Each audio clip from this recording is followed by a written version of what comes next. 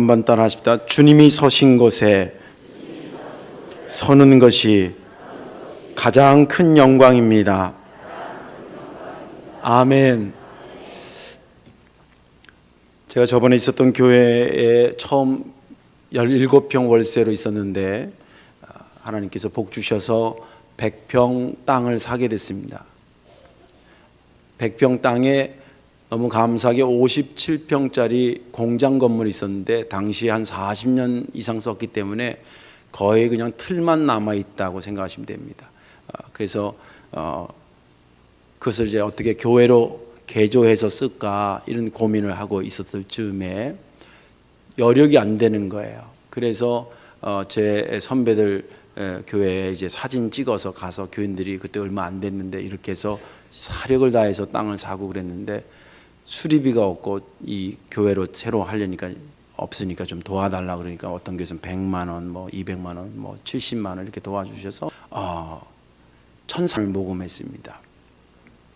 그때가 94년이었습니다.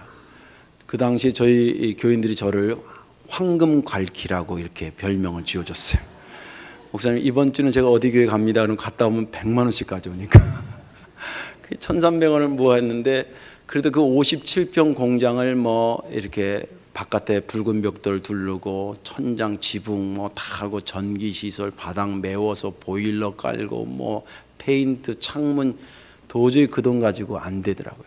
그 방법이 뭐가 있나 고민하다 보니까 아주 전문을 요하는 거 외에는 나머지는 다 우리 교인들이 손수하자 그런 미련한 결정을 했습니다. 근데 그 건물의 안에 바깥에서 보면 1층인데 안에는 긴 기계를 설치했기 때문에 땅을 안에서 팠습니다. 그러니까 안에 들어오면 2층 같은 구조고 바깥에서는 1층이었습니다.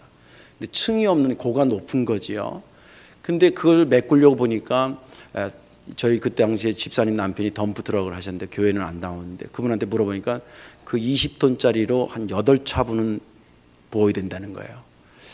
그래서 좀 그냥 좀 갖다 줄 수 있냐니까 어떻게 부으려고 그러냐니까 아니 니아가로 삽으로 이렇게 하려고 한다니까 아유 목사님 그거 힘든데 그래서 돈이 없으니까 어떻게 하냐 아무튼 갖다 달라고 해서 진짜 8차분을 갖다 부었는데 산더미 같았어요. 그래가지고 그걸 일주일 내내 성도들하고 니아가랑 삽으로 그걸 메꿨어요. 그때 교인들이 동원해서 했는데 아침에 일어나면 거짓말이나 주먹이 안 쥐어졌어요. 하도 삽질을 해가지고 이 부어가지고 손이. 근데 그렇게 동원됐을 때에 빠짐없이 오신 할머니 성도님이 있었는데 70이 넘으신 분이었습니다. 우리 교회 오신 지 그 당시에 몇 년 안 됐어요. 아주 쇄신자였었는데 매일 왔습니다. 그것도 가장 먼저 왔습니다.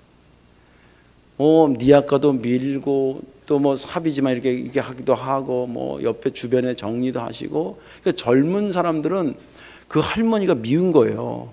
안 나와야 자기도 안 나오는데 할머니 성도가 나오니까 안 나갈 수가 있나. 그 할머니 성도님의 이야기를 여러분들에게 잠깐 소개하려고 합니다. 이분은 어떤 힘든 일에도 절대 힘들다는 힘이 들겠죠. 왜 안 들겠어요? 이른이 넘으시냐고. 근데 절대 제 앞에서 힘든다는 말을 한 적이 없어요. 근데 한 번은 이제 흙을 그렇게 8차를 다 부었잖아요. 그 이제 이게 보니까 땅을 다져야 되겠더라고요. 거기다 그냥 공구리 치면 주저앉게 생겼어. 이걸 어떻게 다지나 생각하다가 롤러도 없고 그래서 근데 그 앞에가 이제 공장이니까 차가 들락날락 하도록 크게 문이 열려 있었거든요. 그래서 교회 본고차에다가 성도들을 때리 실었어요. 그리고 이제 한두 명한테 물에다가 이게 흙에다 물을 뿌리라 그러고 그 승차하신 이 분들 중에 그 70 넘으신 할머니 성도가 탄 거예요. 이분이 충청도 양반인데 거기 타가지고 이제 저는 이제 바깥으로 눈을 내서 한 줄 가면 바퀴 자국이 이렇게 나잖아요. 그러면 그거 옆에 또 옆을 가고 한 10m 안에를 건물 안에 차를 들고 와가지고 왔다 갔다 하는 거예요. 지금 앞뒤로 뒤로 한 3, 40분인가 한 것 같은데 저는 막 정신없이 그거 하고 하는데 저쪽 뒤에서 목사님 근데 그 할머니 성도가 들리는 거예요. 멀미나요. 그리고 나서 보니까 뒷사람은 생각해보세요. 한 10m 갔다가 뒤로 갔다가 앞으로 얼마나 이게 멀미가 났겠어요. 그래서 그분 내려드리고 그렇게 다졌습니다. 그 교회를 그렇게 해서 만들고 나서 그 당시 우리 교회가 어려워서 정수기가 없었어요. 근데 저희 동네에서 한 500m, 여기서 지금 말하면 저 돼지 슈퍼 정도의 약수터가 있었습니다. 그 할머니 성도님이 맨날 주전자에다 그 약수터를 받아다가 교회 냉장고에 물에다 채워놔요. 주일날 교인들 먹고 한다고. 그 이제 하지 말라고 할머니 그 큰일 난다고 다친다고 그래도 아이고 내가 할 수 있는 게 이거밖에 없다 그러면서 그걸 그렇게 하셨어요. 물론 내일부터 우리 70 넘으신 분들 주전자 들고 왔다 갔다 하는 거 아니에요. 너무 긴장하고 듣지 마세요. 그분이 그거를 한두 번 한 게 아니라 몇 해를 그렇게 하셨어요. 그러니까 어떻게 교회를 섬기고 교회의 부흥을 위해서 썩어지는 미랄이 됐다는 거 여러분 기억이 상상이 되시죠? 몇 해 지나고 그분이 팔순이 됐습니다.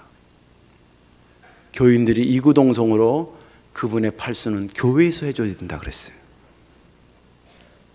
그래서 여성교회에서 음식을 준비하고 곱게 한복을 한 벌 해드리고 또 남성교회에서는 17반 모여서 폭신하게 주무시라고 이불 한 채를 해드렸어요.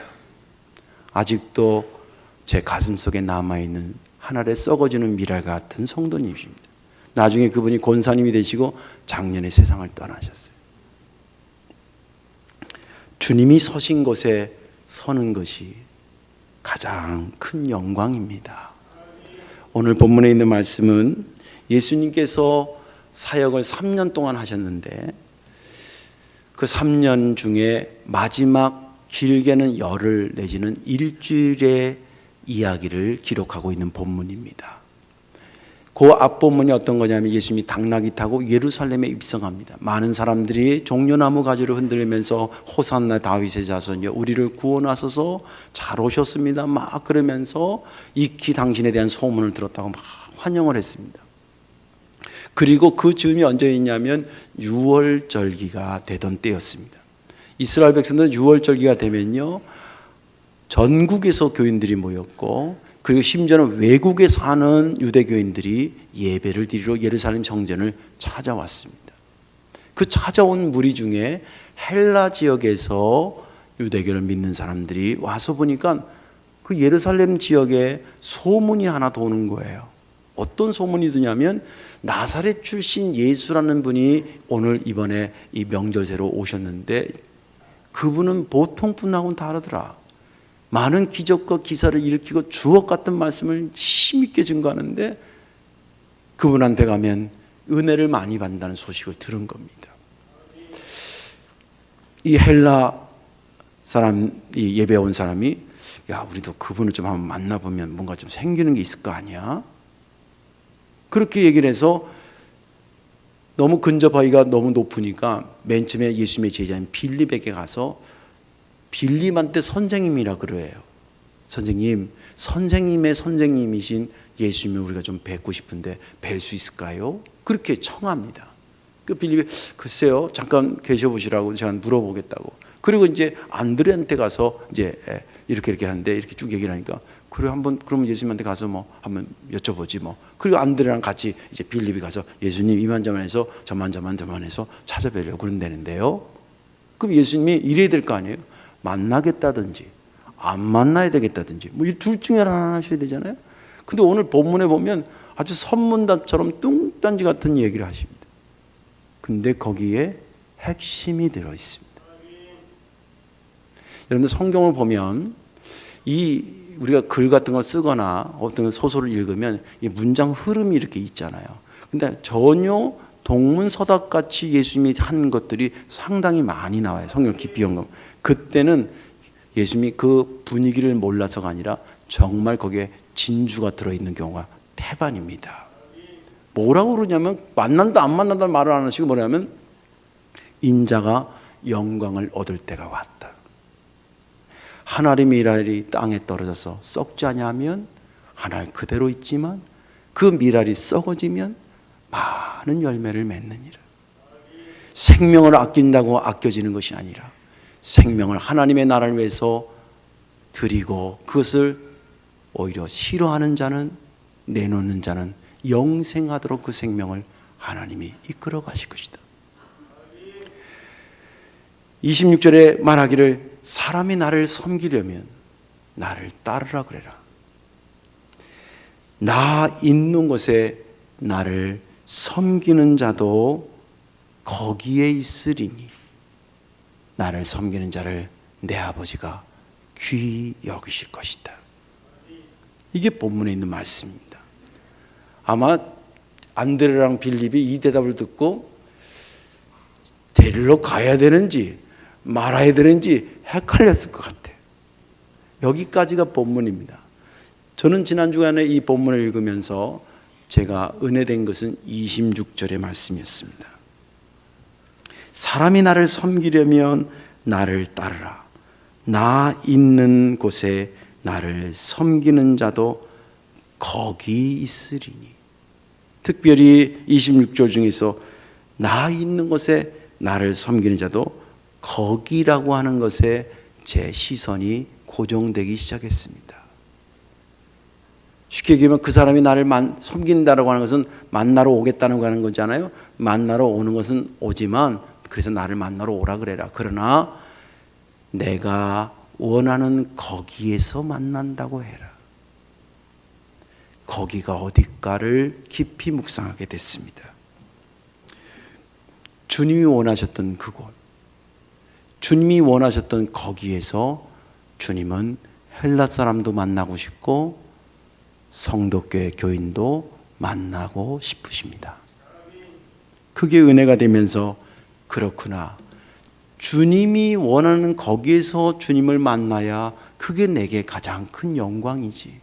내가 원하는 곳에서 주님을 만나는 것은 그것은 착각일 뿐이구나 하는 생각을 하게 됐습니다. 오늘 여러분들 말씀에 은혜 받으시고요. 저와 여러분들이 주님이 원했던 거기에 서서 주님과 큰 영광에 들어가기를 주의 이름으로 축원합니다. 예수님이 만나기를 그토록 원했던 거기는 그러면 어디였을까? 그것은 많은 열매를 위해 기꺼이 썩어지는 곳이었습니다. 많은 열매를 위해서 기꺼이 자신을 썩게 하는 그 자리가 바로 거기였습니다. 오늘 본문에 보면 아까도 얘기했지만 이 헬라 사람도 만나려고 했던 그러한 거기가 있었습니다. 그리고 예수님도 만나고 싶은 그런 거기가 있었습니다. 단어는 같지만 안타깝게도 그 거기는 서로 달랐습니다. 물론 오늘 이 헬라 사람들이 어떤 목적으로 예수님을 만나려고 했다는 것이 정확히 기록되어 있지는 않습니다. 근데 성경 해석을 공부하면 성경에 명시되어 있는 경우도 있고 그 명시되어 있지는 않지만 전체 흐름이나 분위기가 말해주는 것을 캐치하는 경우도 있는데 오늘 같은 해석은 후자와 같은 해석 방법을 동원하는 것입니다. 이 사람들이 추측이 가능한 것은 일단은 소문을 들었는데 오늘 읽지는 않습니다. 19절을 올라가 보세요. 20절 읽어보는데 19절 보면 바리새인들이 서로 말하되 볼지어다 너희 하는 일이 쓸데없다. 보라 온 세상이 그를 따르는도다. 여기서 그는 예수님이에요. 지금 아까도 얘기한 것처럼 예루살렘 안에 예수님에 대한 소문이 많아가지고 우리가 그걸 막는다고 지금 될 게 아니다 그 뜻이에요. 그걸로 막 간다는 소문이 들리고 21절에 빌립에게 가서 청하되 이런 태도를 보면 예수님을 그냥 자기 밑에 사람 만나러 가는 것으로 생각하지 않고 뭔가 좀 영광스럽게 높은 자리에 있는 분을 만나러 가는 그러한 자세를 취하고 있습니다. 그래서 마치 조금이라도 다른 후광을 자기가 얻고 싶었던 생각이 그들의 생각에 지배적이에요. 그리고 결정적으로 그들의 마음이 이랬을 거라고 추측하는 것은 뭐냐면 예수님이 그들이 말했을 때에 그들이 말하는 거기에서 만나기를 원하지 않았다라고 하는 것이 그들이 어떤 의도로 예수님을 만나러 왔다라고 하는 것을 반증하는 것입니다. 무슨 말인지 이해가 되시죠? 예. 그들은 이런 상태에서 예수님을 만나려고 그랬는데 예수님이 대답하기를 야 나는 여기에서 안 만난다는 거예요. 쉽게 말해서 난 여기서 그들을 만나고 싶지 않다는 거예요. 그들이 정말 나를 만나고 싶으면 여기 보면 26절을 사람이 나를 섬기려면 이 말을 지금 만나려고 하는 상황으로 해석하면 어떻게 읽어야 되냐면 사람이 나를 만나고 싶으면 그 뜻입니다. 그 헬라 사람이 나를 만나고 싶으면 그런 영광스러운 뭐 이렇게 될 것 같은, 그리고 엄청난 기적을 일으켜서 자기한테 어떤 이득을 얻게 되는 그런 곳에서 나를 만나려고 그러지 말고 내가 있는 곳 거기에 그 사람도 있을 거라고 얘기해라. 나는 내가 원하는 거기에서 내가 그 사람을 만나고 싶다. 주님이 원했던 거기가 어디에? 24절에 그 말인 것입니다. 한 알의 밀알이 썩어지는 그곳에서 주님은 그 헬라 사람, 기타 여러 사람들을 만나고 싶었던 것입니다. 예수님은 그렇게 말씀만 그렇게 하시고 당신은 그러면 그런 대로 안 갔냐? 아닙니다. 예수님은 그렇게 말씀하시고 나서 본인 마음도 몸도 점점점 주님이 말했던 거기를 향해 가고 있었습니다. 여러분들 요한복음 12, 성경을 좀 읽으면 알겠지만 12장, 13, 14장 제자들 발 닦아주고 성찬식하고, 그리고 그 다음 그 기도하시고 17장까지 기도하고 18장에 뭐 체포돼서 이제 가는 겁니다. 이게 불과 며칠 상관입니다. 그리고 마침내 13장에 보면, 요한복음 13장에 보면 이렇게 기록되어 있습니다. 가룟 유다가 그 빵 조각을 받고 곧 나가니 그가 나간 후에 예수께서 이르시되 지금 인자가 영광을 받았고 하나님도 인자로 말미암아 영광을 받으셨다라고 얘기합니다.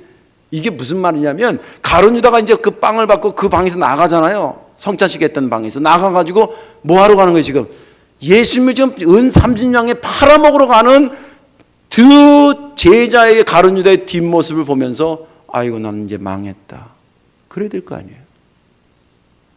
아니 저 녀석이 나가서 이제 조금 있으면 군대를 데려와서 자기를 체포하러 가는 걸, 체포해서 간다는 걸 당신이 다 아는데도 그 배신하고 가는 뒤통수를 보면서, 뒷모습을 보면서 주님 말하기를 내가 망했다 그러지 않고 나는 영광을 얻었다라고, 정확히 성경이 지금 영광을 얻었다라고 말씀하셨습니다. 그 지금이 뭐냐?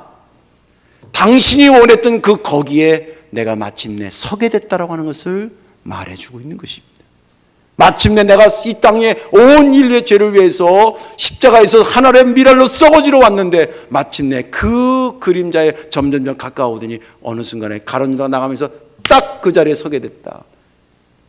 그것을 주님은 내가 이제 영광을 얻었다라고 얘기하고, 오늘 본문은 영광을 얻게 될 거라고 얘기합니다.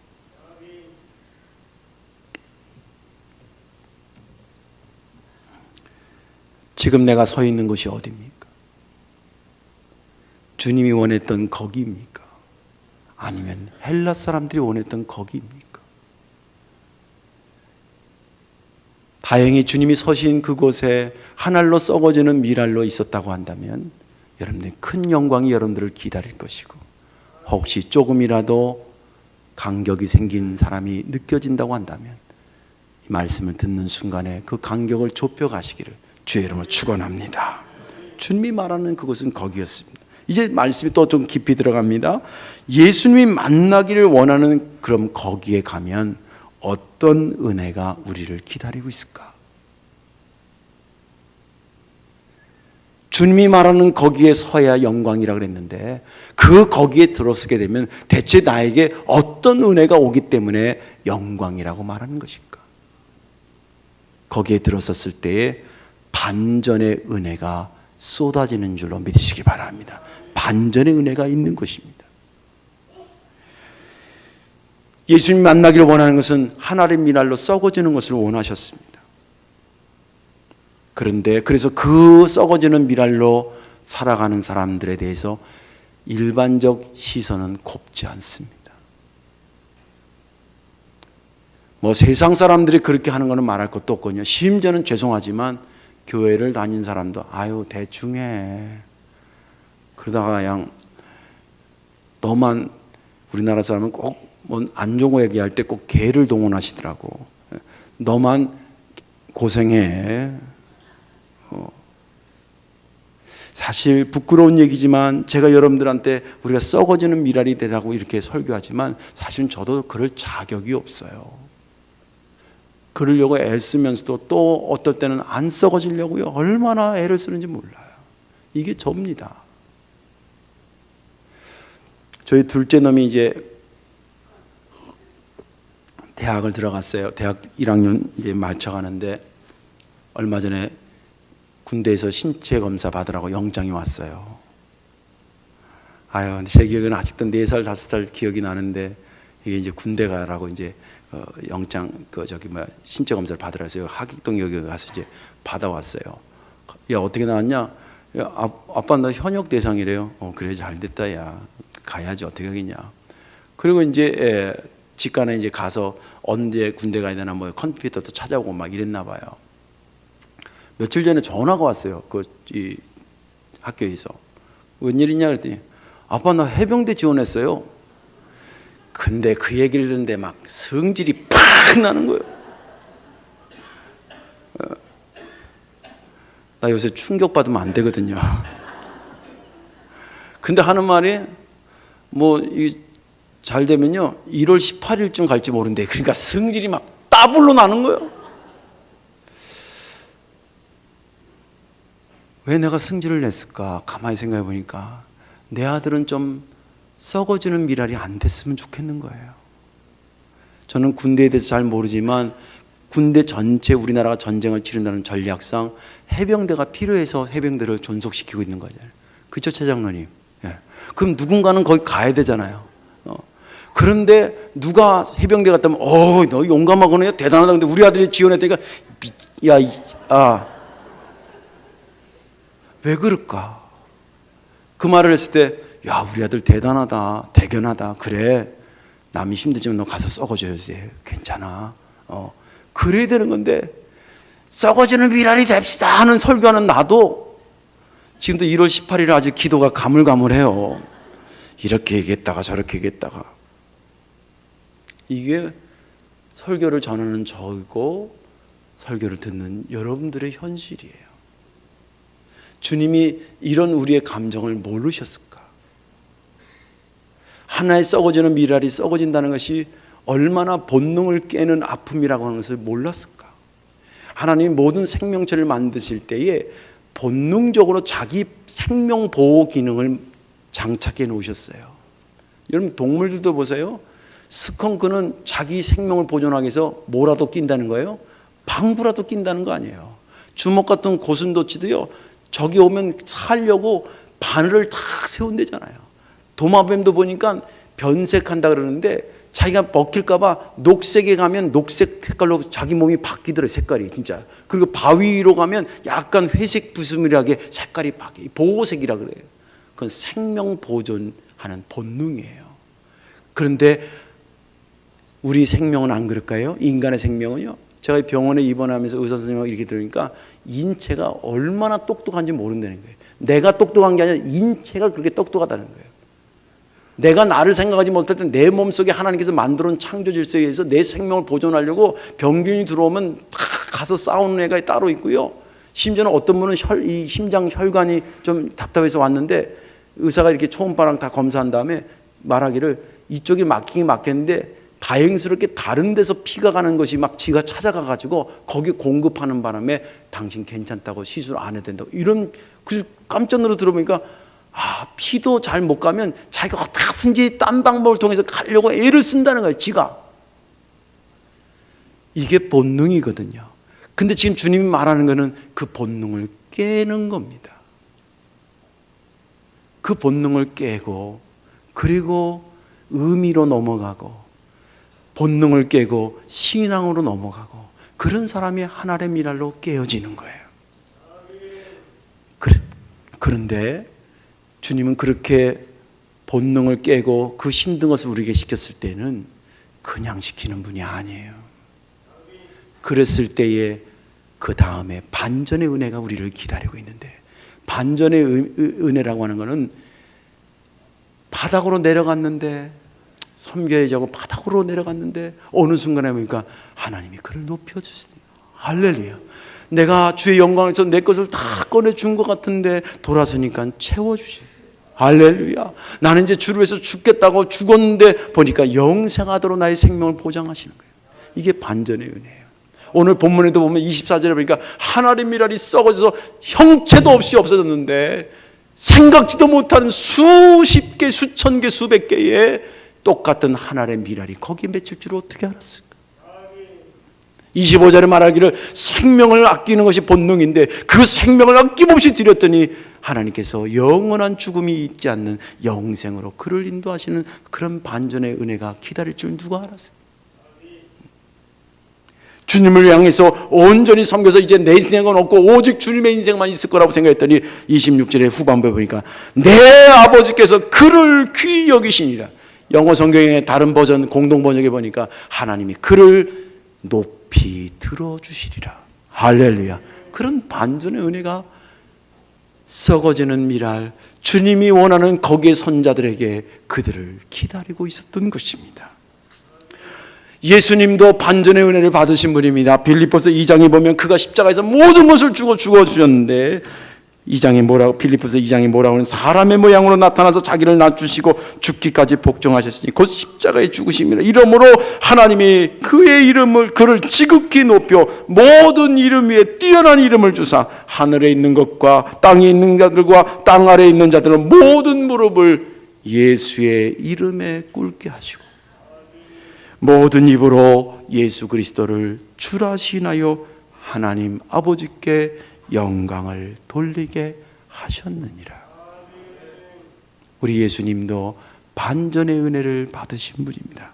물론 우리가 주님이라고 하는 우리는 그런 반전의 은혜는 아니라 할지라도 어떤 형태이든지 간에 반전의 은혜가 주님이 원하는 그곳의 선자들을 기다리고 있습니다. 그런데 좀 더 깊이 생각하면 설령 반전의 은혜가 나를 기다리지 않고 있다 하더라도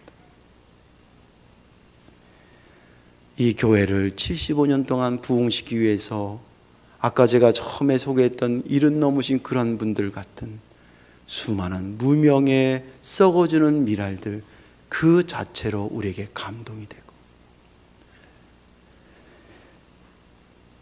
해외 나가서 많은 영혼들 살리기 위해서 도시에서 농촌에서 영혼을 살리기 위해서 어려운 교회 상황에서도 모든 것을 헌신하는 목사님들과 선교사님들 그분들에게 반전의 은혜가 기다리지 않는다 하더라도 그 자체가 그들에게는 축복이고 그 자체가 그들에게는 은혜가 아니었겠습니까?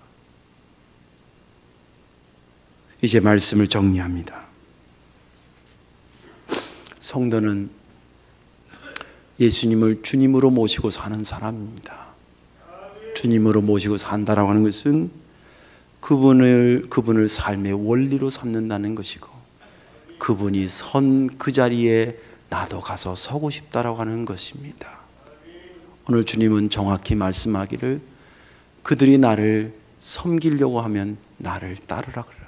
그들이 나를 만나려고 그런다면 만나게 해줘라. 그러나 그 사람들과 내가 만나고 싶은 거기가 있는데 거기는 저들이 생각하는 그런 그들의 생각에 영광스러운 것이 아니라 많은 영혼들을 위해서 썩어줄 수 있는 그곳에서 만나고 싶다고 해라라고 전한 것처럼 오늘 이 음성이 저와 여러분들에게 들리셔서 저희들이 주님 서신 그곳에 서서 주님의 영광이 나의 영광이 되고 내 영광이 주님의 영광이 되는 그 자리에 이르기를 주의 이름으로 축원합니다. 기도하겠습니다. 사랑과 은혜가 많으신 하나님, 은혜를 감사합니다. 죽을 수밖에 없던 저희들 구원하시고 생명 역사 이루신 주여 감사합니다. 나는 너희들이 나를 섬기고 나를 따르는 것을 무척 원한다. 그러나 내가 원하는 거기에서 내가 너희들을 만나기를 원하니 거기에서 만나자라고 우리에게 조근조근 말씀하신 주여, 아버지 하나님, 이 말씀을 듣고 주님이 원하는 거기에 내가 서 있는지 또 앞으로도 내가 설 것이 그곳일지 하루하루의 삶을 말씀으로 비춰보게 하시고 이 성도교회의 역사에 많은 주님이 선자리에 섰던 썩어지는 미랄과 같은 많은 믿음의 선조들뿐만이 아니라 이제 100년을 향해 가는 우리들에게도 우리 후손들이 우리를 바라보며 이 고백을 할 수 있도록 주여 우리의 결심을 새롭게 강하게 하여 주옵소서. 예수님의 이름으로 축복하며 기도하옵나이다. 아멘.